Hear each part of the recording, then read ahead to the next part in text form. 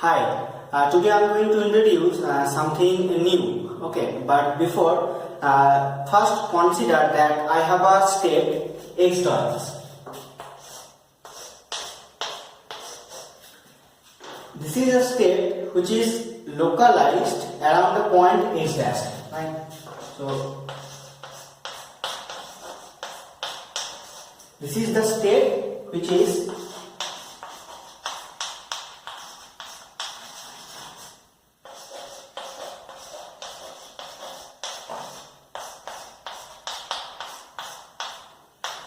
this x dash, this point, it is three-dimensional. It means that it has three components: 1, 2, 3. It means that x, y, and z. So this state is representing a point in 3D. Okay. Now let's translate this system to another point.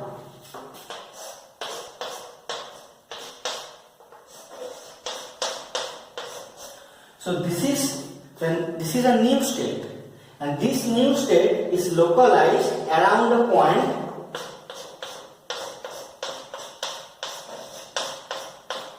so this state is localized around this point. So I have translated a state to produce a new state, and only operator can do that. It means that there exists an operator which, when acts on this thing, gives me this, right? Let's call this T. T stands for translation, and it translates the amount dx dash. So this operator, when acts on this,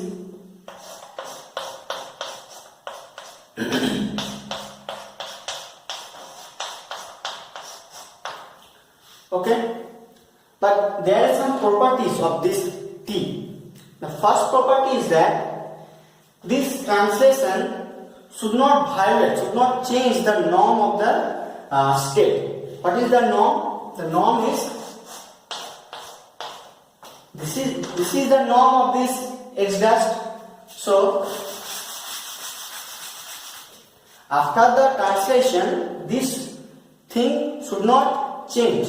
So it means that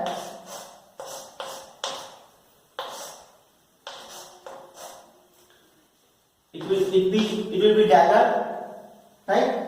If we do this,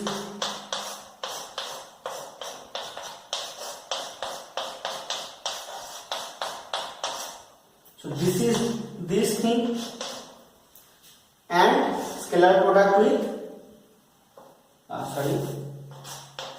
T. This is this thing. So this is actually scalar product between this and this.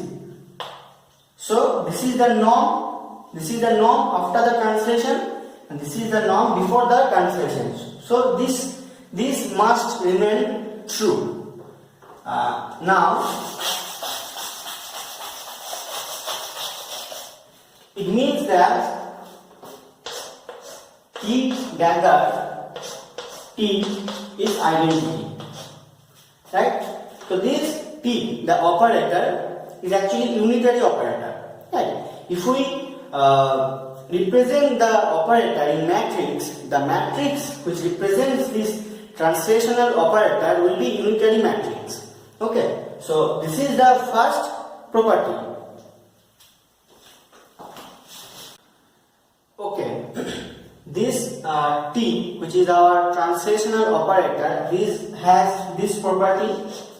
I already discussed this property. Now I have written down 3 more properties of the translational operator. I will not prove these properties, but I will just discuss shortly that translational dx1 and translational dx2, when these two operates on a state, then the result will be that it is same as the translational operating on the state with the amount dx1 plus dx2.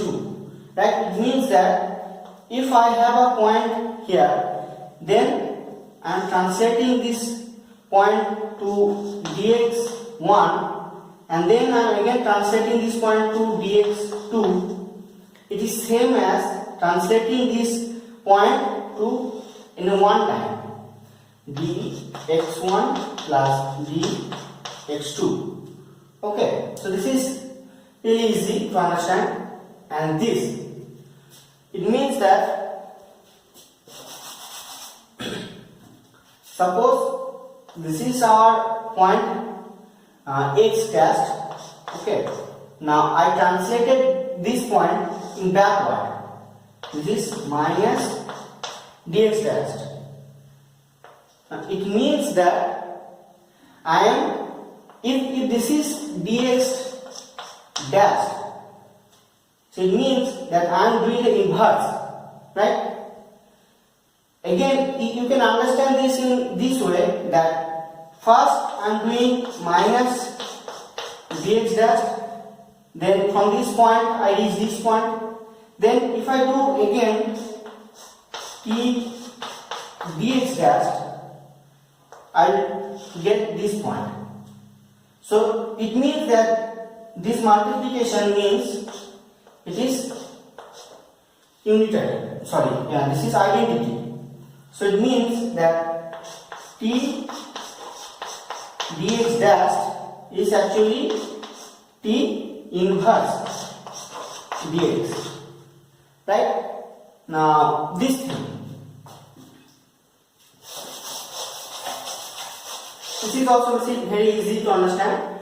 When dx is tends to 0, then obviously it means identity, right? If I don't translate it at all, then the point remains at the point, the same point. So it means that this is when dx tends to 0, this translational operator reduces to this identity operator. Okay, so these are the 4 properties of t. Now we are in a position to understand that what could be the form of this translational operator. Okay, now there is a suggestion that this t has a form like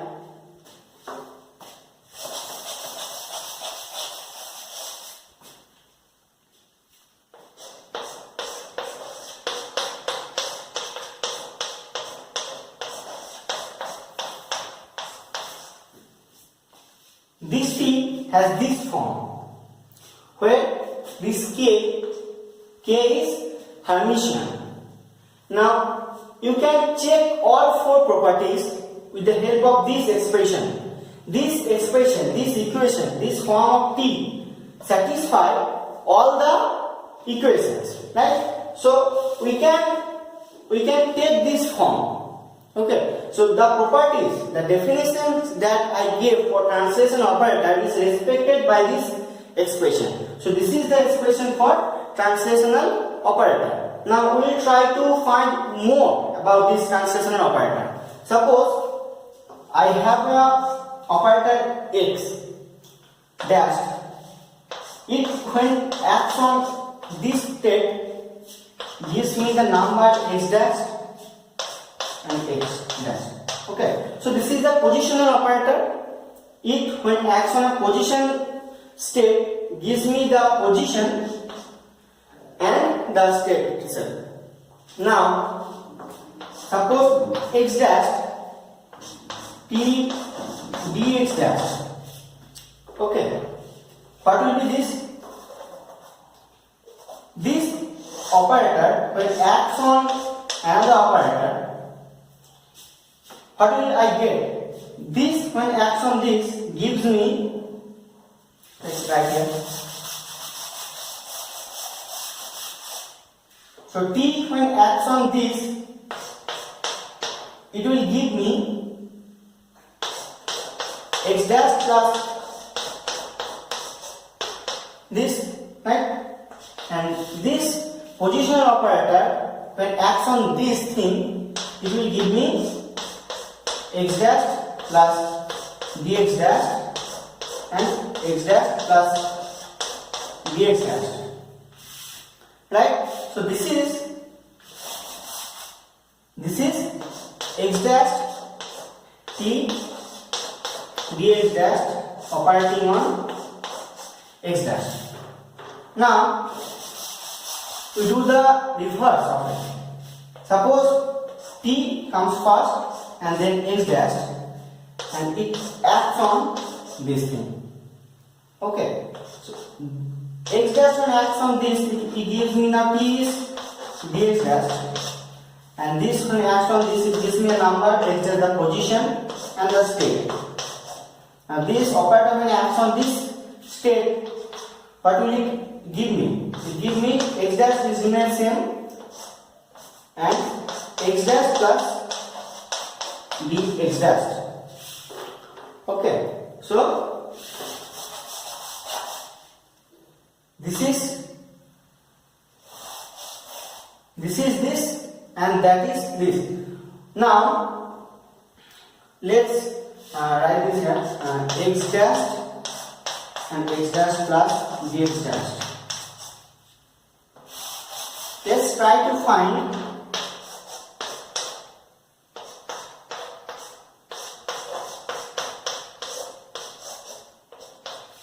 okay, what will be this? This is actually this minus this, right? So it means that, and x dash will cancel, so what remains is dx dash. Now I have the form of t. Let's put the expression of t in this equation.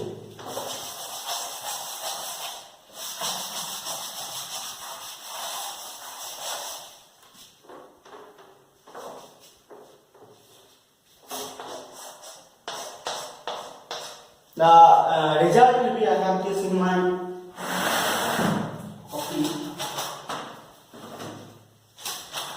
When you put the result, the expression for t, which is this,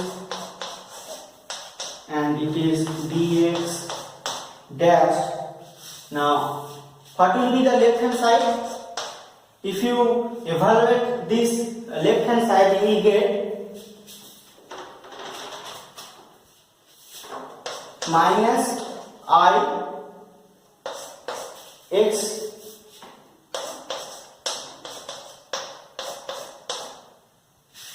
dash plus I dx dash x equals dx dash. Okay. Now, if you do the left hand side, you will get this. I have the result, that is why I just put it here. So now, have I done right? Oh, sorry. This will be dx dash. Okay. Now, suppose what is this dx dash? Dx dash is actually a identity operator, but multiplied with a simple number dx dash. Okay, because this is also like a position operator. If this when acts on a positional state, it gives me this number, and the identity when operates on a state give me back the state. So dx dash is actually this. Now I assign direction. Now I want to translate the t, okay, the t in j direction. So it means that dx dash is along j direction. Okay, so let's this is j cap. Okay, so this thing will reduce to, if I put this here, it will reduce to I x dash k y z, when at k, let's put it j. Okay, so j cap dot k gives me kj, the component of k along j direction, and this again I kj and x dash Now I have this dx dash. This is just numbers which will come out of that bracket. Dx dash equals dx dash, right? So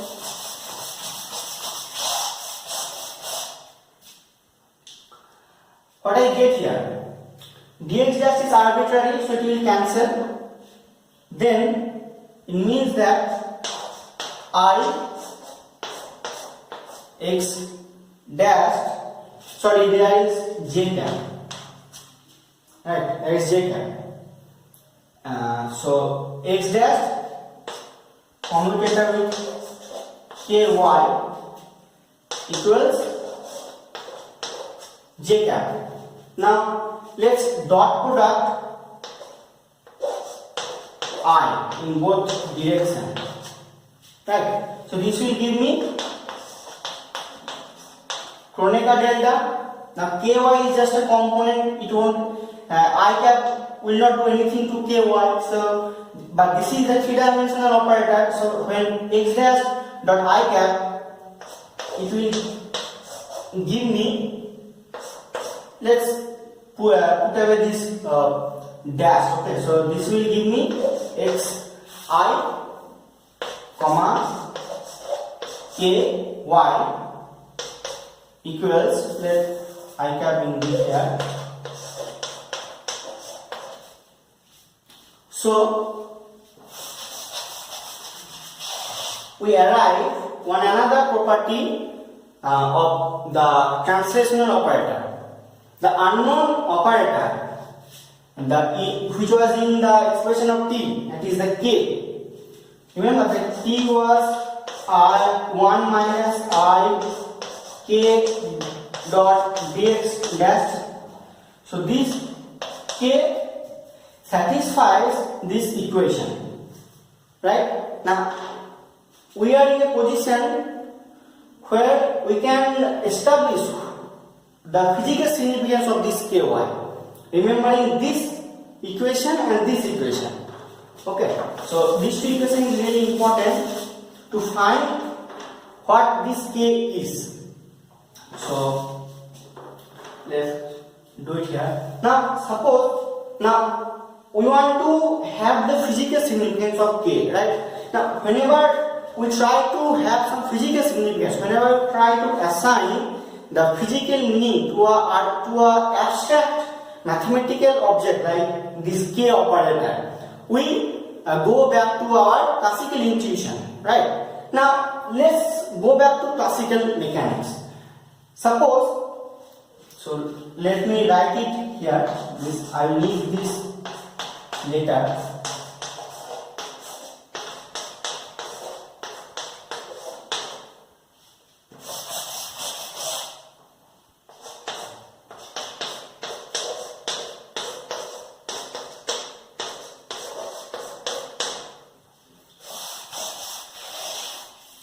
Okay, now go back to classical mechanics. Suppose in classical mechanics I have a generating function.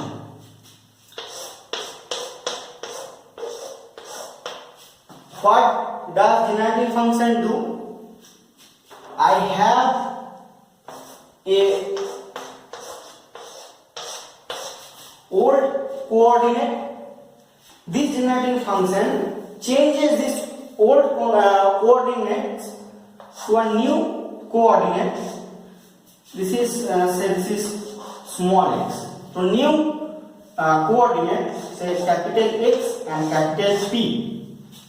Now I will give the expression of f in such a way that this new x and this new p will be like this. X will be same as the old. Sorry, this x will be x plus dx. Okay, so the coordinate, the x coordinate was the x was the first coordinate. Now it changes to x plus dx, but the momentum p in this new coordinate remains same as the previous coordinate. Okay, this genetic function in such a way that this when acts on the system, it changes the coordinate. The coordinate in the new system, the new coordinate is x plus dx, but the momentum coordinate remains same. What is the generating function? The classical mechanics says the generating function will be x dot p plus p. Okay, so this generating function changes the coordinate to x plus dx comma p. Now, if I had only this term, not this term, okay. If I had only this term won't change the coordinate. Okay, I mean that if f was x dot p, then this generating function won't change the coordinate system. The coordinate system will remain same. So this thing is like identity. But because of this term in generating function, the coordinate changes in this way. And look at the change. The change of coordinate is like a translation, right? The momentum remains same, but the coordinate only change x to x plus dx. So there is a similarity between this generating function with this operator, and this p, which is the momentum, is analogous to this k, right? Because this operator, when it acts on the system, it changes the position, the coordinate x to x plus dx. Similarly, this generating function, when it acts on the system, it changes the coordinate to x plus dx, right? And this generating function's first term is x dot p. It's like identity, just like 1 here. And this term, the second term, is also same like this term, dx, and p and I dot k, ik. So this p is same like k. So we can draw this simulation, the similarity between p and k. So k is like p, the momentum. So this k is like p, but not the same. Why? Because this k has dimension 1 by length. See, length dot with length gives me that number, no dimension, because I am doing subtracting with a number. So this dimension of this whole thing should be dimensionless. So as this is the length of a, this thing has a dimension of length, so k must have a dimension 1 by length. But p is actually momentum, so it has the dimension mass, length, and to the minus 1. So k cannot be equal to p, but k can be equal to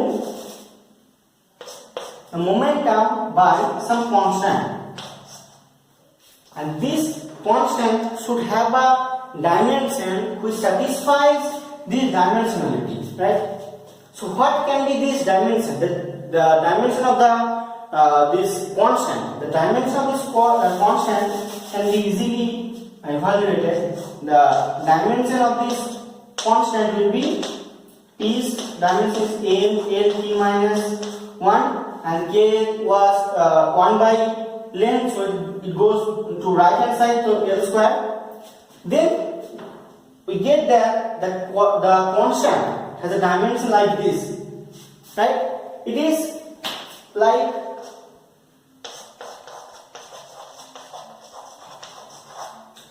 energy by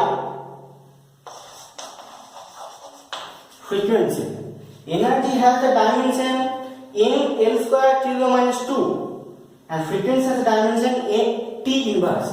So t inverse goes up, so it gives me this number. So this constant is like energy by frequency. Now, okay, now there is another thing which I can draw, that from de Broglie expression. De Broglie says that momentum is like h star by lambda. So it means that P by H cut is 1 by lambda. This thing has a dimension 1 by length.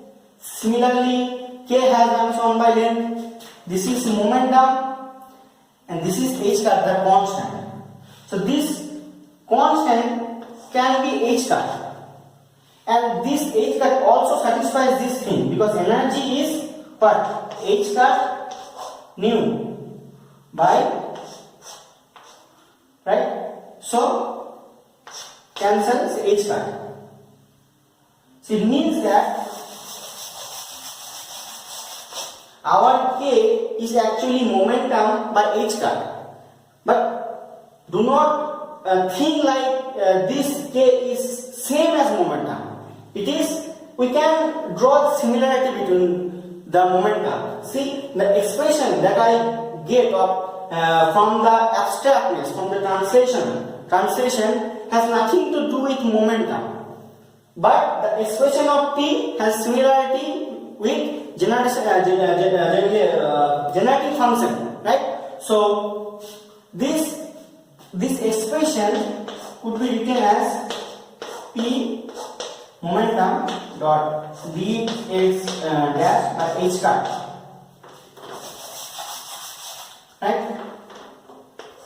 So this is the expression for T, but I warn you that do not think this P as a simple momentum because this abstractness has nothing to do with momentum. Okay, let's think P as just an abstract operator. Okay.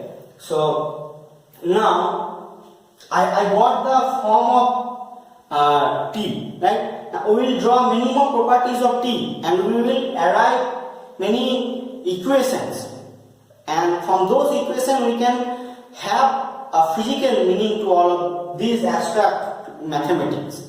Okay, so in the next video I will use this formula T equals 1 minus I E dot dx dash by H cut, and this thing, okay, this equation reduced to what?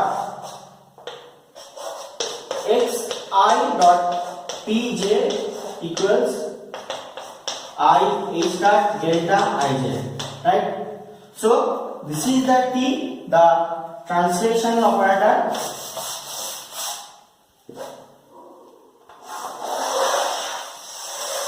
The translation operator, this translation operator has this form, and this is the commutation relation between position operator and the momentum operator. So I will need these two equations in later videos, and from these equations we will derive many more equations, and those equations will have some physical meaning to it. Okay, so thank you.